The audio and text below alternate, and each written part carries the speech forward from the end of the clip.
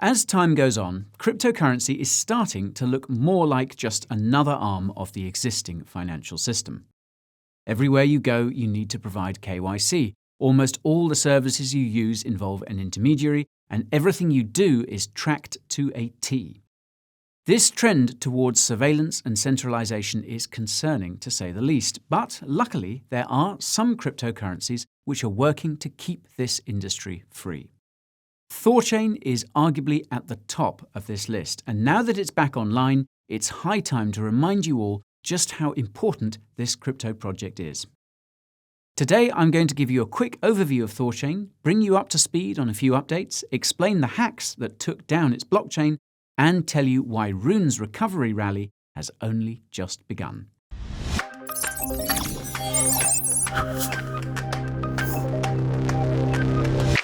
Before we head for the halls of Thor, you need to know what you're in for. You won't find any financial advice on this quest, only crypto lore. Contact a financial advisor if you're looking to level up your money score. You should also know that Rune is one of the cryptocurrencies I hold, so stick around till the end to see the rest of my portfolio unfold. If this is the first time we meet, my name is Guy and crypto is what I preach.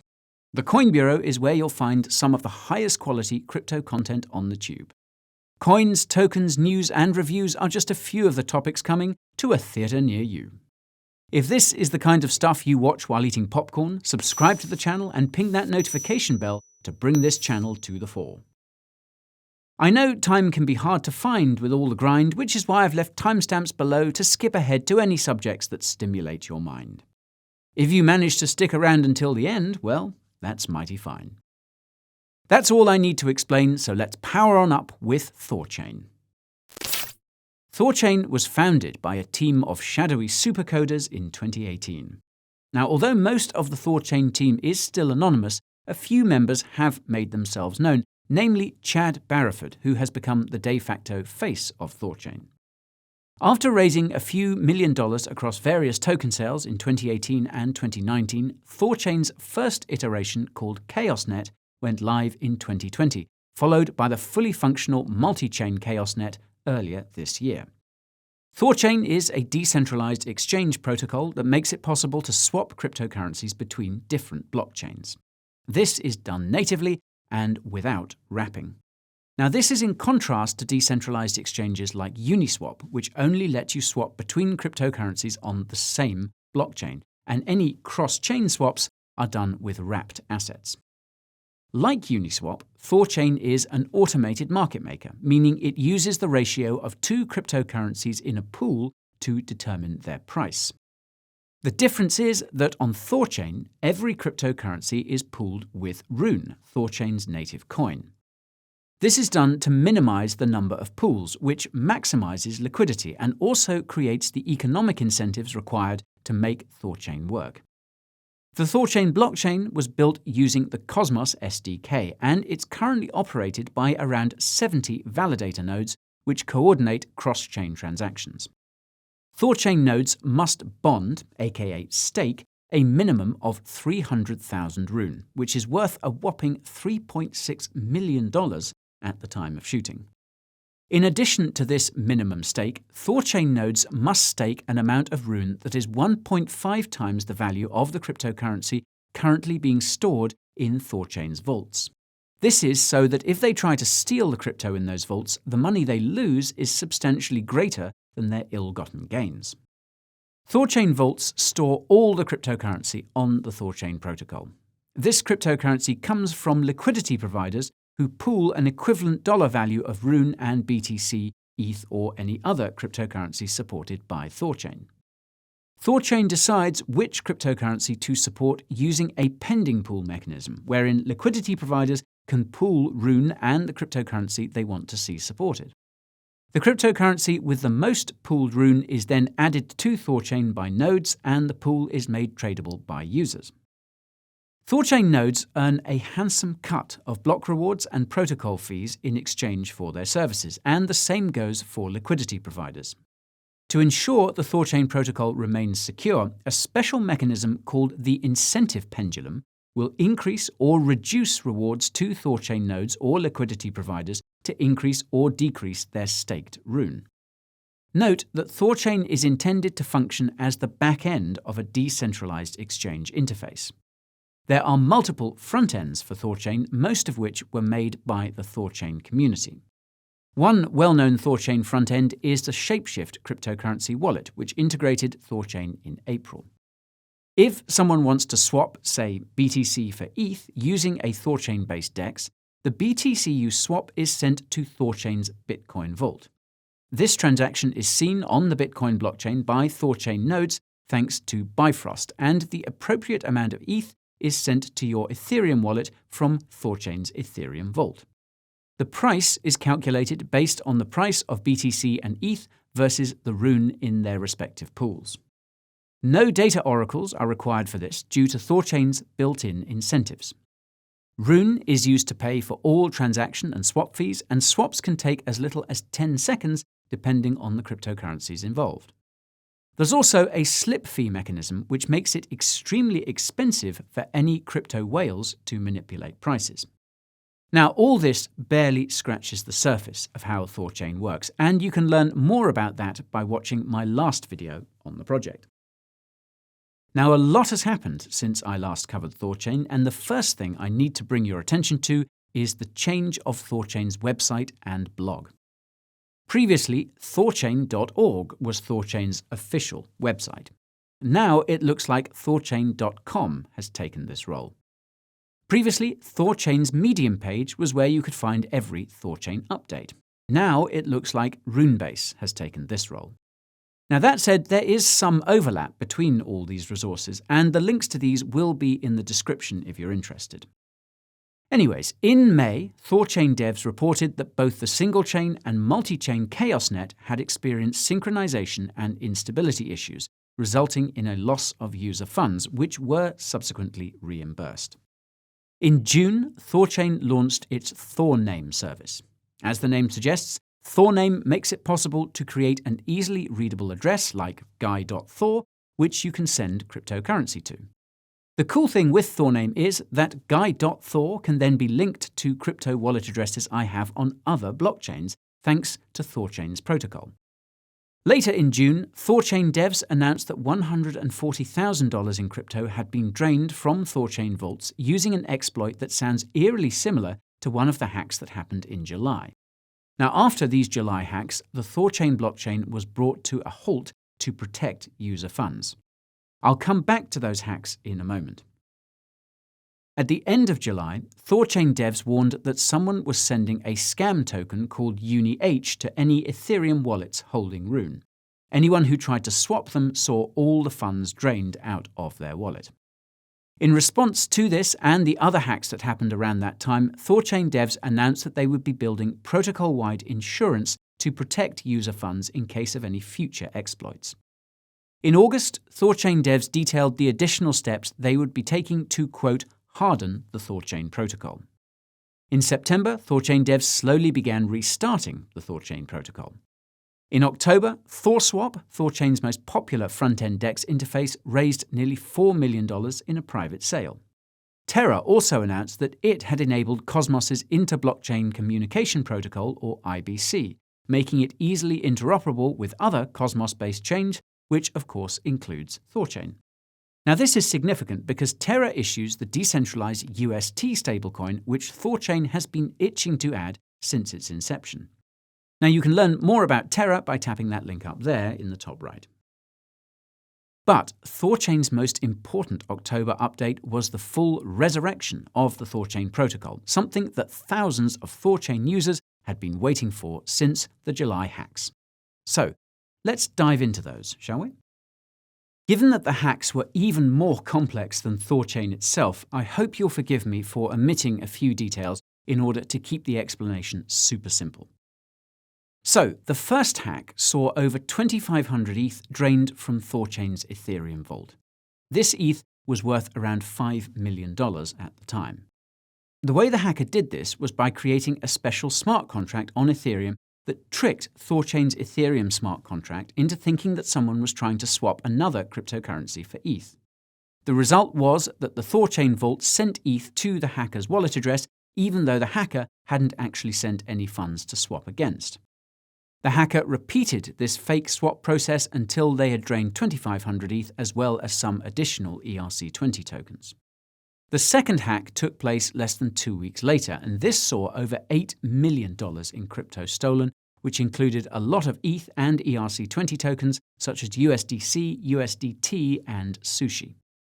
This hack was much more elaborate, as it involved creating a copy of Thorchain's Ethereum vault. The hacker then sent real ETH to this fake vault using the Thorchain protocol. When the fake vault received the ETH, it sent out an automatic message to Thorchain saying that there was an error depositing the ETH, even though there wasn't. Thorchain would then issue a refund from the real Thorchain vault, essentially doubling the hacker's money. Naturally, the hacker did this multiple times too. The difference is that this time around, the hacker left a message for Thorchain's developers saying they could have taken much more and that they had found other exploits too. The hacker specified that they, quote, wanted to teach a lesson, specifically that the Thorchain team shouldn't have rushed the release of their powerful protocol. The Thorchain team responded by saying they had not rushed Thorchain's rollout, given that its code had been audited 7 times by various firms, albeit not to the extent that it should have been. As pointed out by fellow crypto Brit Robin Schmidt, it looks like Thorchain devs were aware of these particular vulnerabilities, which begs the question of why they didn't close these loopholes sooner. The Thorchain team's indirect response to this was that their multi-chain chaos net is technically in beta, and to their credit, this is clearly noted on just about every front end for the Thorchain DEX. After cracking away at the code for a few months and completing an audit, Thorchain's devs finally revived the Thorchain protocol in late October. This has had a predictable effect on the price of Rune. As you can see, Rune is rallying quite nicely and is quickly approaching its previous all-time high. This milestone should be easily reached, and that's for 3 reasons. Firstly, now that Thorchain is back online, it means more cryptocurrency will be added to Thorchain's various vaults. Because Thorchain nodes must stake 1.5 times the dollar value of Rune for the dollar value of the cryptocurrency in Thorchain's vaults, this creates buying pressure for Rune, as more crypto is deposited into these vaults. Secondly, Thorchain liquidity providers depositing the crypto into Thorchain vaults must pool an equivalent amount of Rune for those assets too, meaning they will also need to buy more Rune. And thirdly, users of Thorchain's various DEX front-ends must pay for all transaction fees in Rune, which turns them into a third demand vector for Rune. Now, I reckon there are plenty of users flocking to Thorchain, given the KYC crackdowns we've seen on just about every centralized exchange. Thorchain is decentralized, so it doesn't require KYC. There are also no deposit or withdrawal limits or any of that other cheesy stuff. This is extremely appealing to die-hard crypto holders and anyone who has been locked out of centralized exchanges because of their region, notably Chinese crypto holders. Now, if you're wondering why Rune was still tradable between July and October, even though its blockchain was down, the answer is that Rune is available as a BEP2 token on the Binance chain and as an ERC20 token on Ethereum. The real mystery is why Rune's price didn't crash more given the circumstances.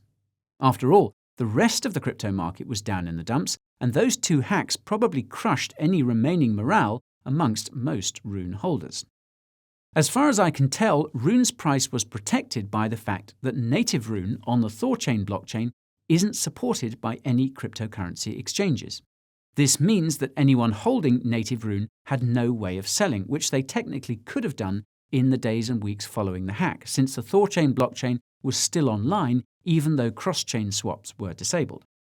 On that note, converting non-native Rune to native Rune appears to be a one-way trip. There's no way of converting back once you've made the leap. Regardless of whether this is a feature or a bug, it had the convenient consequence of restricting Rune's sellable supply when prices were down in the dumps. It was the right supply to restrict too, because again, the people who were holding native Rune at that time were probably the most likely to want to sell. Now, the silver lining is, of course, that these wannabe weak hands are probably very happy they couldn't sell now that prices are back on the rise.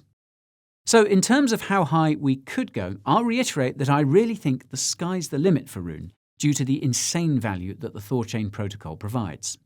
In my books, a realistic estimate for the remainder of this bull run is a 3 to 4x from here, and the strong demand we're seeing for truly trustless DeFi from Chinese crypto traders could take Rune much higher. This is the kind of stuff I cover in my weekly crypto review, and you can get the most recent episode using the link up there in the top right. So, what's next for Thorchain?